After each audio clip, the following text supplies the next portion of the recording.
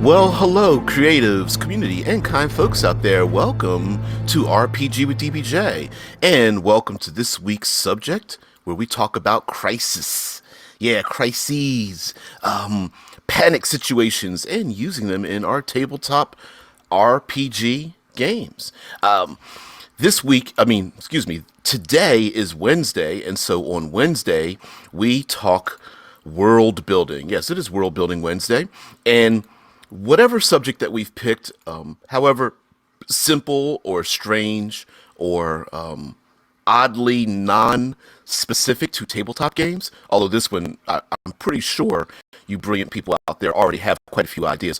We take that idea on World Building Wednesday, and we presuppose that that our setting, where our player characters will take have most of their time, and where we're going to spend most of our time writing down notes, essentially world building as we do in tabletop RPGs, and suppose that there's a whole huge crisis going on.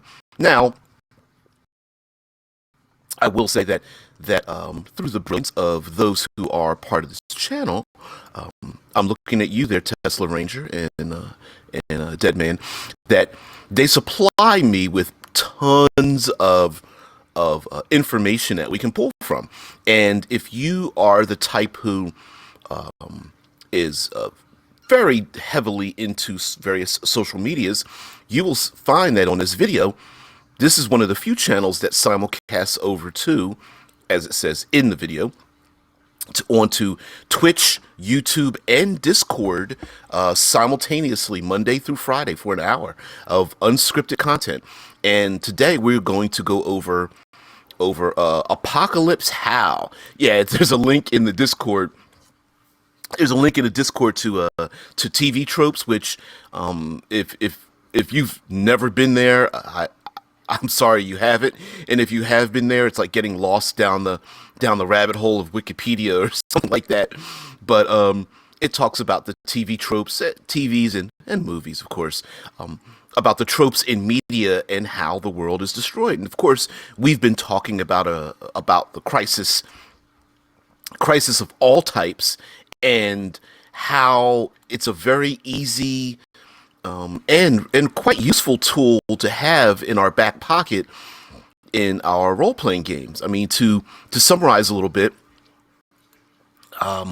used as a backdrop, so in many ways, it's really difficult to say, for the player characters to say, I don't know, end a zombie apocalypse or fix the world after, in a world, say, like Mad Max or something like that. Not that you need at all to have a post-apocalyptic setting at all, because a crisis could be very temporary. Whether it's a weather event, a political event like war. I'm including war in this. It could be a biological event, such as this world is going through when it comes to a viral outbreak, plague, disease, and that sort of thing. It may be a one and done event, such as a planetary impact from some large source, volcanic activity, major storms in thermally active areas of extreme heat or cold, high winds, and et cetera, et cetera. It could be the migration of some kind of terrible animal. It could be, in science fiction, sometimes it's the planetary orbits that come around over long periods of time, either heading away or heading towards, say, a sun, or solar flares, radiation bursts, et cetera, et cetera. It could even be a man-made disaster of some sort, caused through technology. So let's go through. I'm going to very quickly, because it's a bit of a long list, but very quickly go through these apocalypse howls and going like, yeah, this pretty much covers everything, right? So they say this list is derived in part from Bruce Sterling's analyses of ways in which the real life world could theoretically end. And so it goes into how much of a area, and then it also goes into severity. So The scope goes from a local area, such as okay, it says local area and then city. So local area would be a small neighborhood, probably measured that way, or at least a significant size less than a city. And then there's a place like regional, whether it's like California, Uganda, India, Sub-Saharan Africa, as an example. Then we go continental, like an entire continent or even entire landmass, like North America, Eurasia, Oceania, etc. Then there's planetary, of course, planetary, right? Stellar, a solar system, every planet orbiting a star or the star itself, or the star plus everything in its orbit. Then there's galactic, there's universal, there's multiversal. We've seen this plenty of times in comic books and things. And then there's omniversal, containing all alternate dimensions, planes of existence, parallel universes, possible universes, timelines, and alternate continuities, etc. Now, the severity of such a thing, such an apocalypse, goes from like social disruption, where civilization survives intact but is forever altered. The societal collapse. We've seen that plenty of times in like the Mad Max series, and most zombie apocalypses have a societal collapse. There's a species extinction, where a dominant or major species is wiped out, so that much like life being destroyed, humanoid life being destroyed, but everything else still exists. There's total extinction, where all life is wiped from a planetary surface. Physical annihilation, which is a little bit different than total extinction. There's physical annihilation, such as being nuked into glass or sunk into the ocean or blasted into asteroids or something. And then there's metaphysical annihilation, such as removing everything from existence, like basically erasing you from time, or even the possibility of having been existed, or the knowledge that you've even existed in the first place. So it's pretty cool. Now let's go back into the chats. Now the other the more common tropes that we normally see in our media, whether it's graphic novels and comic books, or television and movies, video games and things. So they have a list here. It's not, I mean, it's long, but it's not really long. So we've got ourselves an alien invasion with a subcategory of horde of alien locusts. So an alien invasion could be either sentient aliens, like military wise, or like horde of alien locusts where they're like mindless and just overrunning everything. There's the civilization destroyer. There's the colony drop. We've seen the colony drop, where a colony exists on a planet and gets destroyed. There's the cosmic horror story. Humanity goes out and uncovers a big horror that eliminates everyone, usually through insanity, and then they start killing each other. There's the depopulation bomb, where something somehow goes off that depopulates the world. Something happens where the people disappear, or the majority of the people disappear, but there are others still alive, and so you don't see the bodies anywhere. The television show Leftovers, in many ways, is a type of depopulation bomb, where 2% of the human population just up and disappears. There, of course, is the Doomsday Device. We've seen that plenty of times. There's the earth-shattering kaboom, where there's an explosion or a eruption of volcanoes or something like that. I'm looking at you, the movie 2012. There, of course, is the famine, where food breaks down. I suppose the movie Interstellar has a lot to do with that.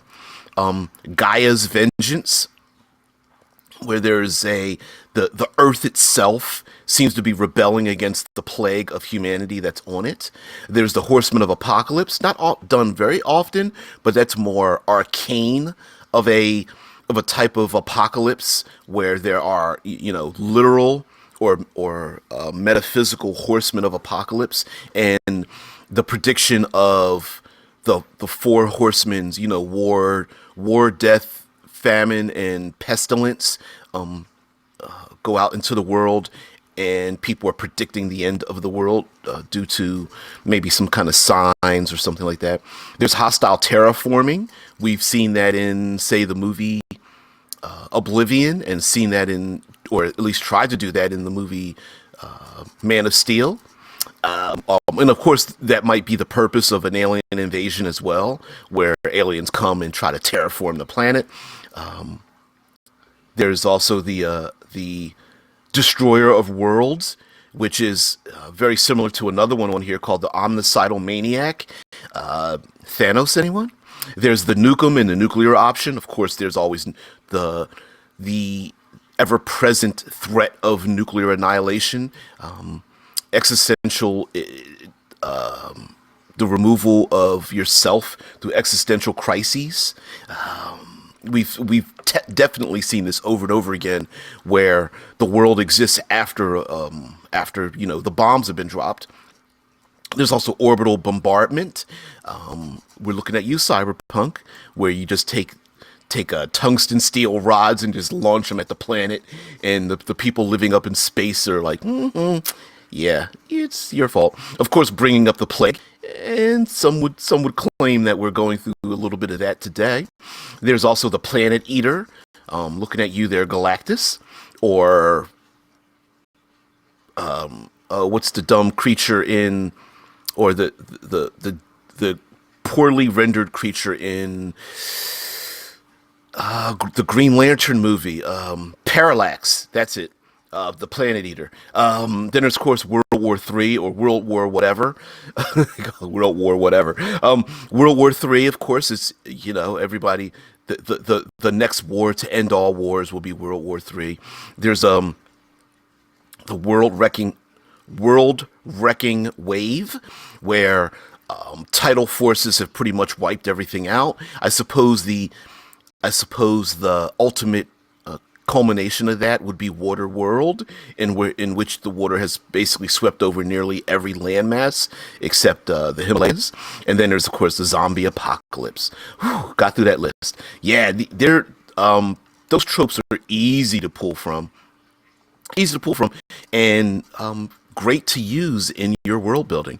Now, if we're going to build a world where there's been this major crisis, we could actually pull from a number of all of them if you wanted to be really go really out there and have some fun with it, where maybe there's only one bastion of civilization left, and pick a spoke in the wheel, which you've got yourself a pizza of a world. Which direction do you want to go, PCs? And go, you know what, I want to go southeast. Great, that's where the plague is. You're like, let's go northwest instead. All right. It's irradiated, it's completely irradiated. Now, one of the things I love when it comes to world building in a crisis is the constant. I always make the claim that when world building, you should always have friction. There should always be space for the PCs. There should always be place for them to have friction. Like one of my I don't know, like 1.7 terrible world building things is to build a world that's not very dynamic, right? We've seen worlds where here's the land of the good people, and that's where the good people live. And you're like, okay. And then and over here's the land of the evil people, and that's where the evil people live. And you're going, yeah, but they never come in conflict with each other. What's the point? Like, why? Okay, so you go to the good land and there's nothing to do. You go to the evil land, and sure, they're evil people, but I mean, you're basically you're trying to get away from the kick down the door, steal their stuff, but that would be the point. So you really want to make a world with a lot of conflict, a lot of drama, a lot of friction, and the PCs just happen to be part of that friction. And so a world that if the PCs don't move, it should be moving them. And I feel like that's where we really can use a crisis. And one of the great things about a crisis is how much the people hold on to the old versus changing for the new, and how if you physically how that's done, right? The people who adapt, you've seen this plenty of times in like television shows like The Walking Dead and a ton of zombie movies and television where the people adapt to this new world, whether they walk around with you know, zombies on chains and they cut off their arms, or they cover themselves with the internal organs of the Walking Dead, or they arm themselves with like axes and spiked bats because they know that's more effective than trying to shoot them in the head all the time, and or they can they take metal street signs and license plates and use them to cover their forearms and around their necks or something. You know, it's like adapting to this new world. And then, of course, there's the people who hold on to the old, whether they hold on to the old due to psychosis, they hold on to the old because of an inability to adapt, or people are holding on to the old world because someone has to do it. You know, the individual that's like, I'm not going to carry canned goods. I'm going to carry my guitar because we need to know that, you know, the arts are still in existence. Or I'm a scientist and I'm going to carry around a scientific book, not because I can eat it, but because someone needs to keep track of our knowledge or something, right? Or the crazy person that's like what's in the suitcase, and it's nothing but cash, and everyone's like, cash is useless just about now, you know. So having those kind of conflicts, and then of course, depending on who the PCs are, those individuals trying to hold on to the past or move into the future, of course, will rub up against the PCs, not in a dirty way, but in the conflictual way. Is that a word? Conflictual?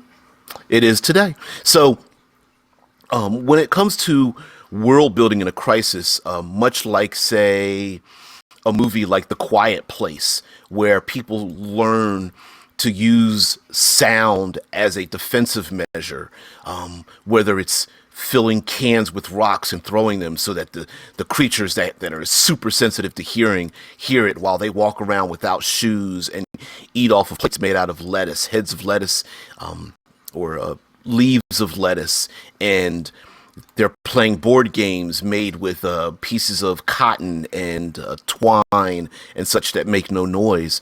It's just extrapolating how do people adapt themselves to this new world order, whether they like it or not. How do they adapt? Yesterday, I brought up, for some strange reason, flocks of wyverns sweeping down out of the sky. And are people used to hiding under camouflage that the wyverns are unable to look through? Or is there some kind of a scent that they, you know, lighting fires or incense or burning some kind of, you know, living material that causes them to not want to be around, you know? Thank you, Dead Man. I'm right every once in a while. Conflictual, characterized by conflict or disagreement. Why? Thank you very much. I'm usually wrong about these things, so I'm glad I am. I'm glad I'm able to roll the dice and get my 0-1 on that one on a percentile. But yes, having a world in which has been modified. As a matter of fact, an unsung hero amongst movies is a movie called Reign of Fire, with a world in which a young it portrays a young man who semi accidentally releases a dragon into the world, and the entire this is a modern day world where a dragon has literally been birthed yet again and devastated the world, and how the people are able to, or the last remnants of society have adapted themselves to surviving in a world that's being overrun by dragons. Of course, they're all blackened and breathing fire. I believe they fed on ash, the ash of living things, whether they were crops or people, and the tools and techniques they use, such as, what is it, an armored fire truck that sprays out water from a hose, right? I mean, what a great idea to use that. You know, you got a fire-breathing dragon, you got an armored vehicle. I don't know about the intelligence of jumping out of helicopters to lure these aerial predators out of the skies and then attack it that way. But whatever, you know. Uh, but again, someone tried to think about the adaptation of people. Take a look at any of the Mad Max series movies.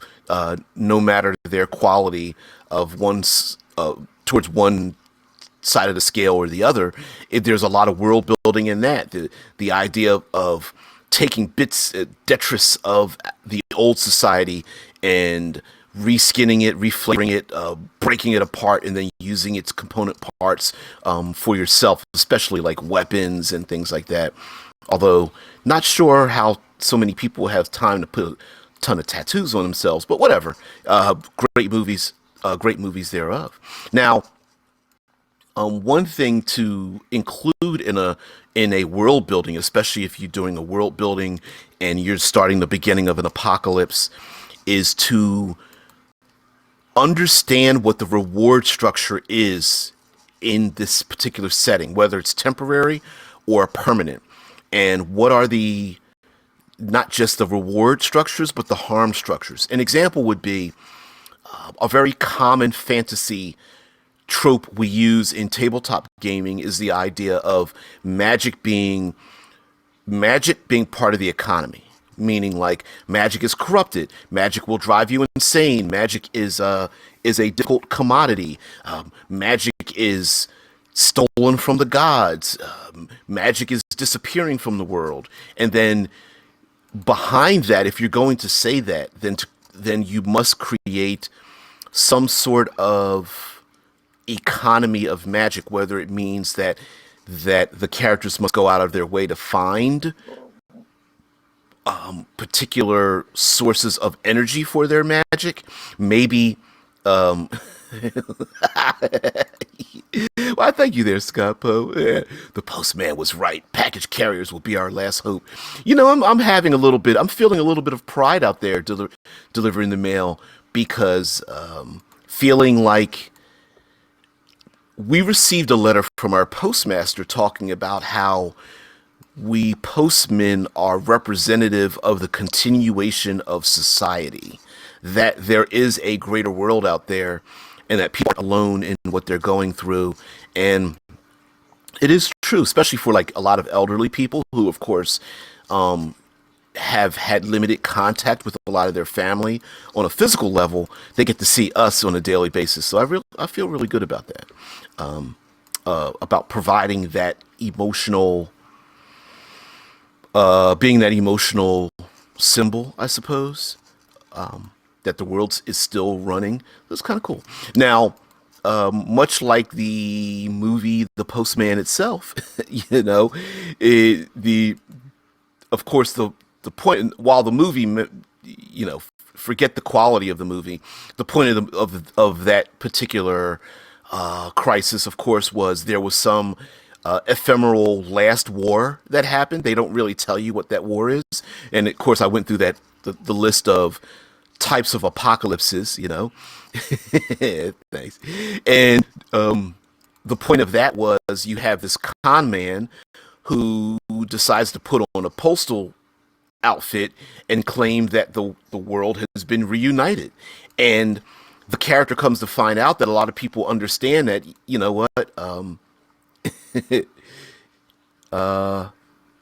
E Postino or ill, it's probably E. Postito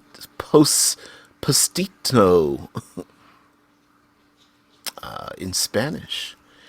You know, it's funny. Here in the United States, we're the postman that delivers the mail, and in other places, there's the mailman that delivers the post. Little known fact there. Now, useless information there. Now, the continuation of society, the player characters may end up falling into this thing where, much like the character in The Postman, Kevin Costner, putting on a postal outfit, claiming that he's a member of a greater organization or something, and taking on the mantle of a thing that's happening, whether he liked it or not.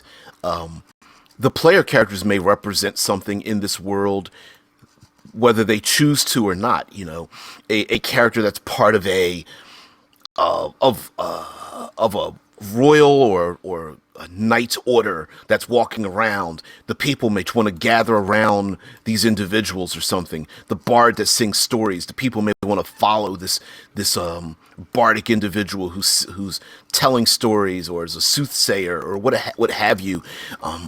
If for no other reason than to grasp onto a world that has been lost, and whether the player characters like it or not, and it's a great way to place into the character's hands, in the PC's hands, a responsibility. So going back to a reward punishment structure in during a crisis, you could very well make a mechanical thing where, say, magic or some kind of resource is very difficult to get, and expending that resource is difficult to come upon. A lot of times, a crisis is really measured. More often than not, a crisis is measured in resource management. How easy is it to get food, water, nutrients, remain in safety, that kind of thing? How do I get power? How do I return to the way the world used to be, especially if it used to be a highly modern world? And finding, being healthy, being safe, finding food and water is usually of paramount importance. And then right behind that is government, faith, extension of society, the continuation of the arts in all of its forms, and legacy, children, family, a legacy of building, to know that whatever you're building today will last to time immemorial. Whatever. You understand what I'm saying. So using some kind of a structure where you could reflavor, reskin something in your world, whether you have taking, say, 5th edition Dungeons and Dragons and taking a class feature or hit points or or hit die or spell slots or something, and making that into a physical component in the world, or establishing that your hit dice are attached to the continuation of a group of survivors and whatnot. And in order to regain your hit dice, you must return back to the survivors that you're taking care of or something. There are plenty of games that actually do this, where your character is more than yourself, but is part and parcel of the world. And so in order for you to continue, you have something else. I'm going to bring up Blades in the Dark, where you're in a Victorian-esque fantasy, Victorian-esque world, and you're not just playing yourself as a criminal. Time immemorial, yeah. My brain farted there because I was looking at something. But it's also a matter of yourself as a criminal, the other PCs together as criminals, and then your crew taking care of your criminalized crew.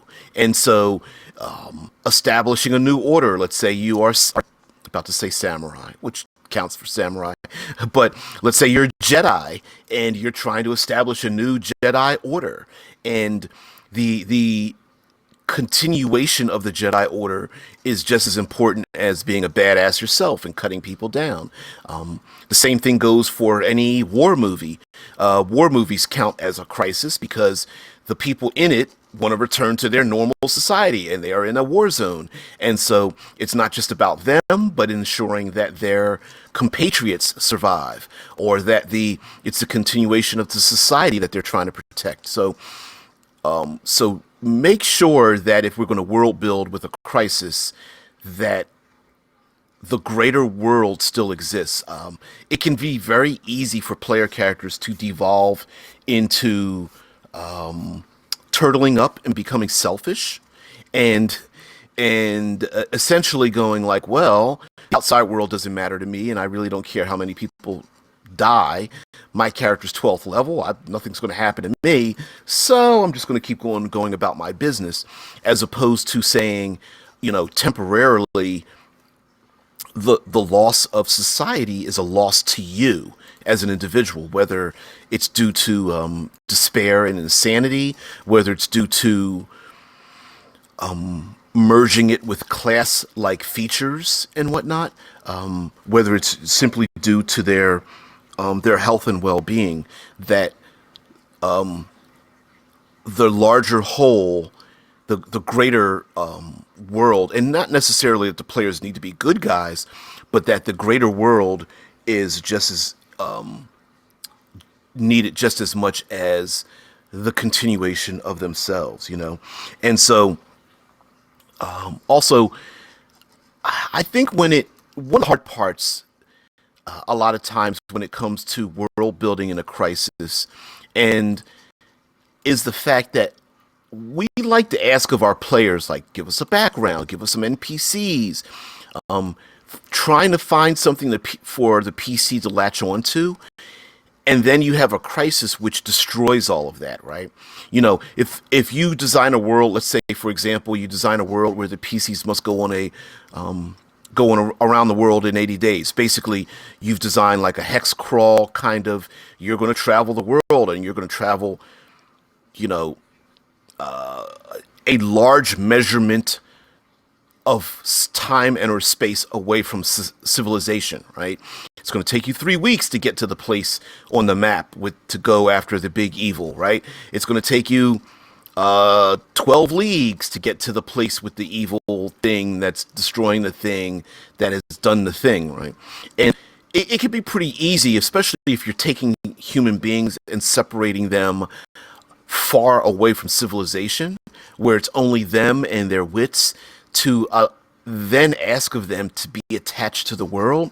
So one way of doing this is either they leave society on one end and then they find more society at the other end.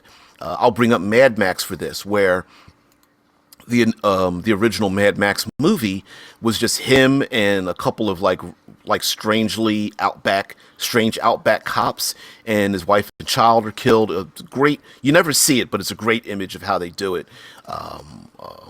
cinematically.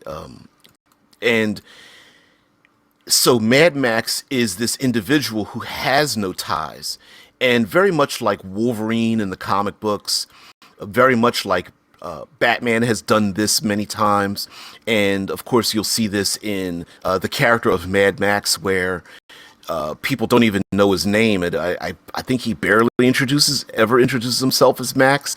But the idea is that you have a character who, through the course of events, picks up an identity, picks up a one or more individuals as having a tie to these new individuals. We've seen this plenty of times in the comic books with Wolverine, since I started reading comic books back in the late 70s and onwards with the X-Men, where Wolverine is constantly, you know, barking out the fact that I don't want to be around anyone. I'm a loner. You're in my way. Get out of my way, kid. And then, of course, lo and behold, he's got a soft spot for whichever young child happens to be being away, which in certain ways it could be looked at as kind of dirty in a way, but it's just a trope that just happens to not be a thing, right? Batman is the exact same way. Always having the Robin sidekick, always having, you know, Batman Incorporated, where he's always picking up strays and teaching them. I'm looking at you, Batgirl, Batwoman, Red Robin, Robin. Come on, how many more others are there? Huntress, yada yada yada, and you know, I'm looking at you, Robin 2.0, 3.0, 4.0, you know, et cetera, et cetera. And so you very much could have characters, or if the PCs are into it, that sure, their demeanor, their outer portion of themselves are like, I don't care, I'm just by myself, fold arms, pout, you know, but they themselves, the player, is like, yeah, I'm going to stick around because I have a soft spot for, and then fill in the blank, whether it's the old baker or the blacksmith or the orphan kid or you know, the old man that gives the relevant emotional inform knowledge to allow this person to continue on when despair is the thing that's going to take you out. Another trope to use in world building in terms of actions and reactions, rewards and penalties, is the idea of hit points. The word itself, hit points, you know, armor class and things of that nature in Dungeons and Dragons, has been replaced by many other games with things such as stress and despair, and using the idea of maybe your character doesn't die, but they are removed from play. They are essentially taken out of the conflict. And so maybe the characters, it's not about whether they physically are able bodied or not, but really wrapping your head around the idea that, well, it's not, this might not just be physical harm, but this might be psychological, giving up psychologically, right? When, if you don't have a mechanism to measure psychological loss, whether you're using an insanity system or reductions in mental stats or what have you, maybe there's this idea that through the loss of stress, you know, or I'm sorry, not loss, the gaining of stress or the loss of hit points, that when they are at the point of death, instead, reflavoring it narratively as character just gives up and wanders off into the sunset, or gives up and allows the thing that's sweeping across the land that would kill them to just die. You know, it's the character that whose loved one dies, and they give themselves up to the zombies that are, you know, circling them. Or it's the, what's that damn depressing movie, Viggo Morrison and anyway, there was a movie where Viggo Morrison and his son and wife are trying to survive after an apocalypse, and that whole damn movie is just nothing but grayscale. and the wife is just like, you know what, I just give up, and she just walks out the door, doesn't wear her winter clothing or anything, and just walks away barefoot out the door, fully knowing that if at some point she's going to collapse and die, right? And so the same could be happening here, where it's not just a physical destruction of the body, but the emotional destruction of the individual.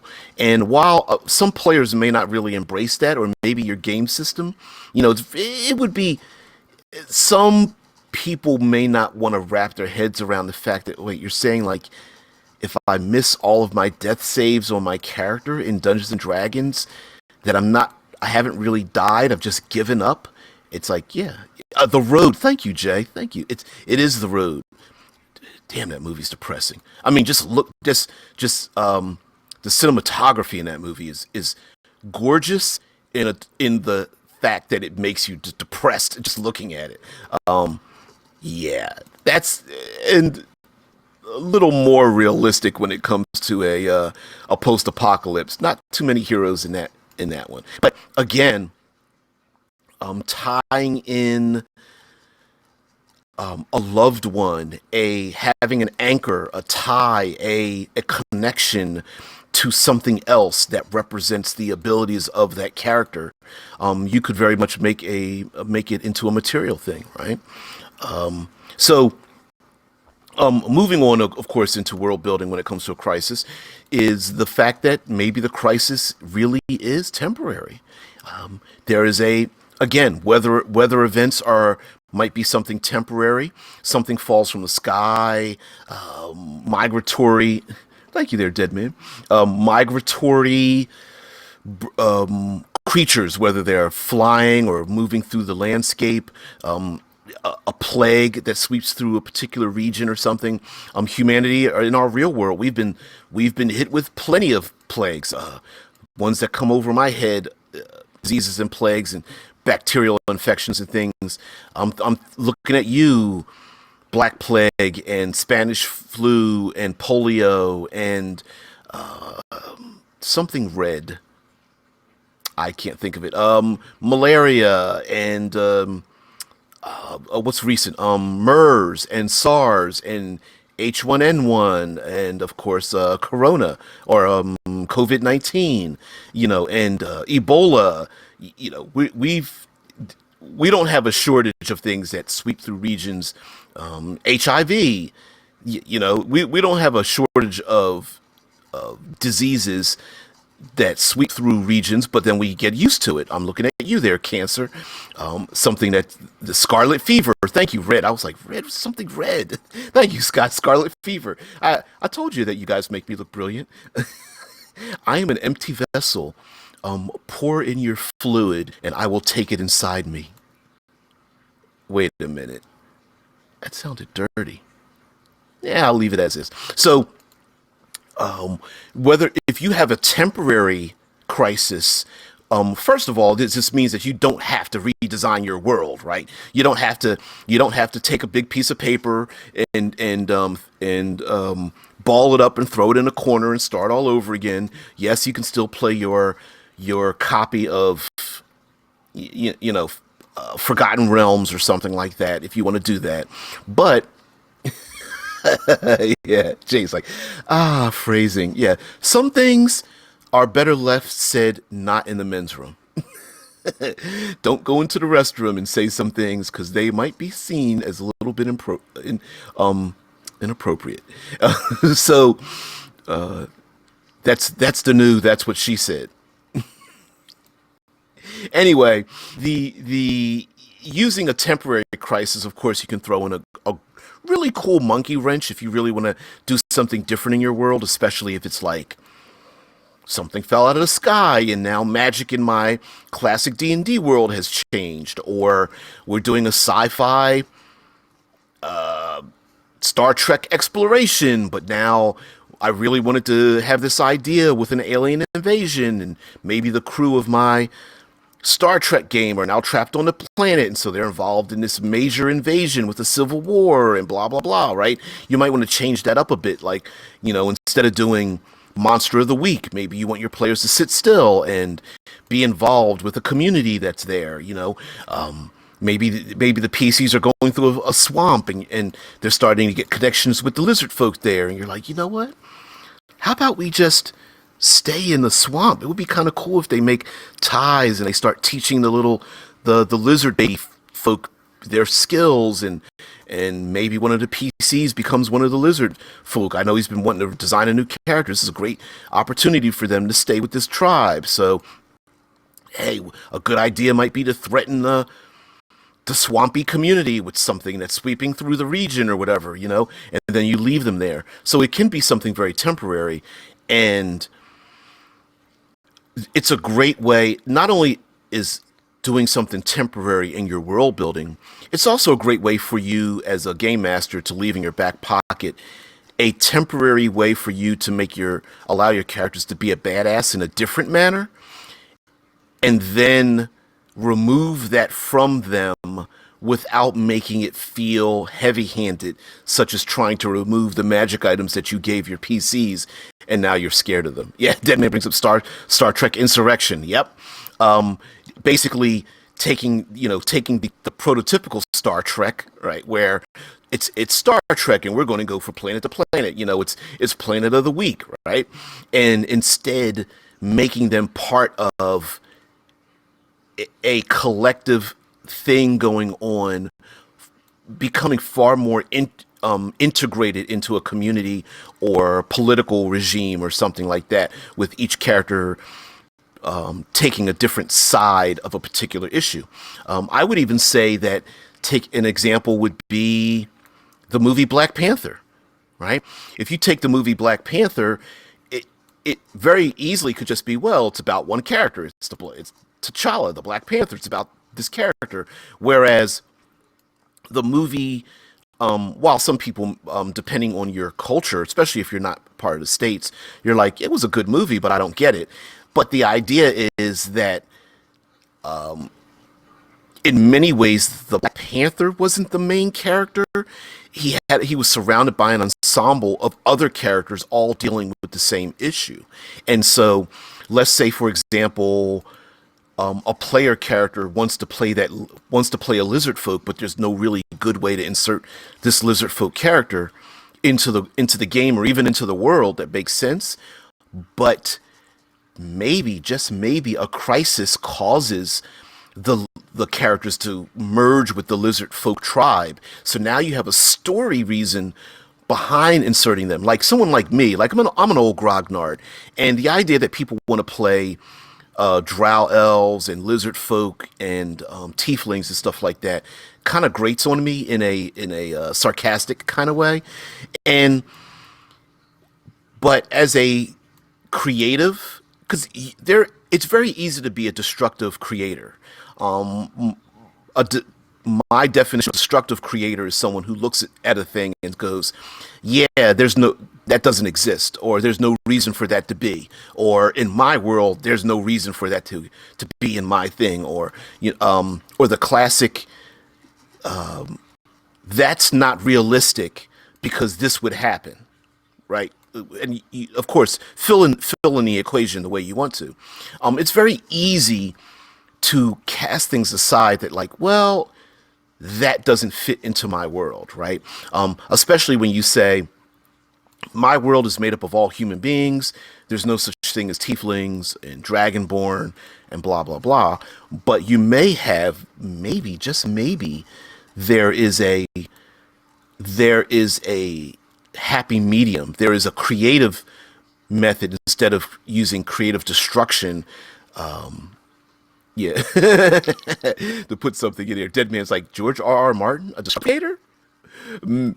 Maybe. Yeah, he loves killing his darlings. That's a pretty difficult thing. But basically, in a way of saying, like, okay, how do I insert something into a movie or a story or a comic book or my novel that I'm writing?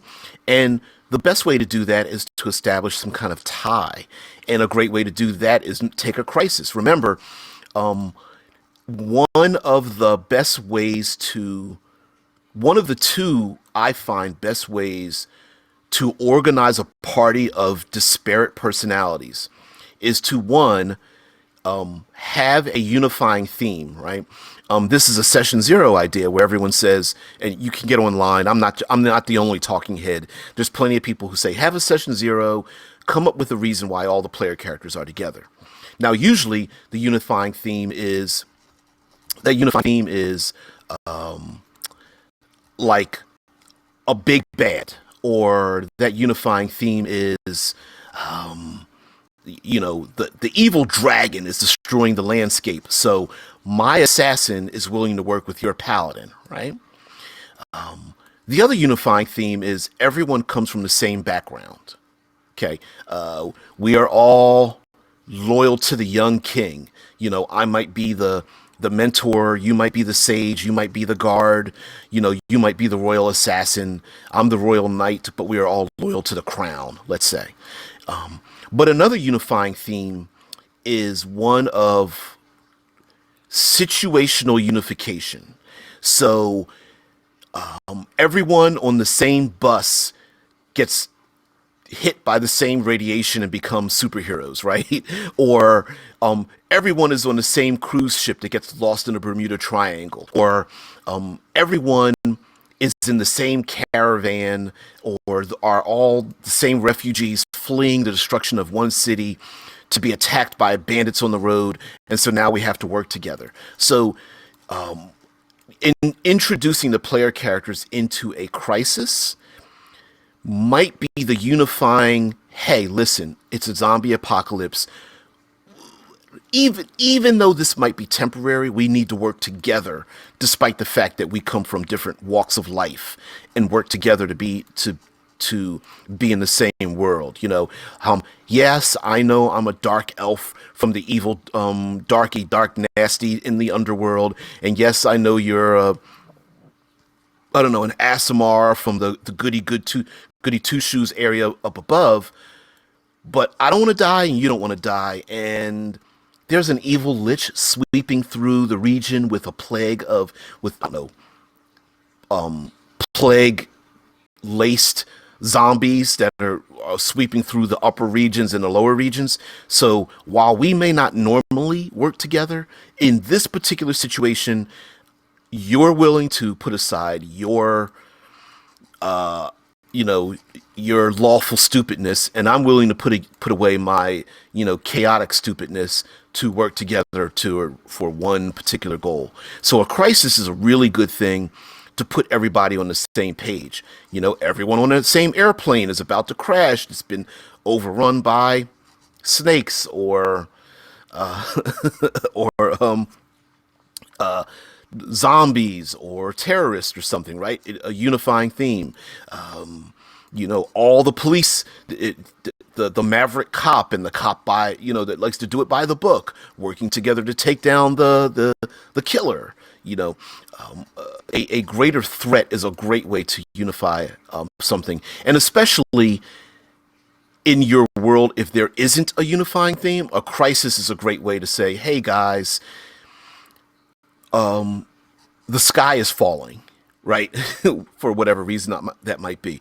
Volcanic explosion, incursion from another dimension, a spell going awry, the shredding of the arcane tapestry, or whatever the case might be.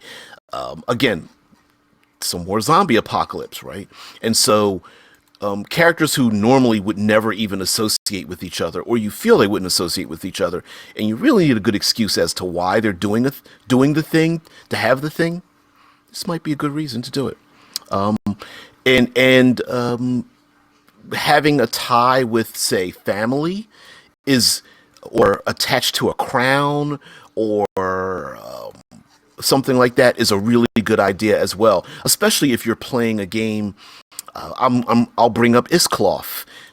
Iscloth is designed by Lloyd Collins, is a kickstarted, independent, heavily modified fifth edition game about Vikings and Viking culture, and it takes place in a fictional world, but is super heavily influenced by the real world Viking culture, and in that is very easy to die. But having a number of conversations, we were talking about the idea of having legacy characters, right? Where it's not just your player character, but you make up like 4, 5, 6 other player characters. And maybe all the player characters at the table create like aunts, uncles, kids, brothers, sisters, nephews, siblings, marriages and loved ones, close friends, and allies in war, and that kind of thing. And you start to create this web of interactions.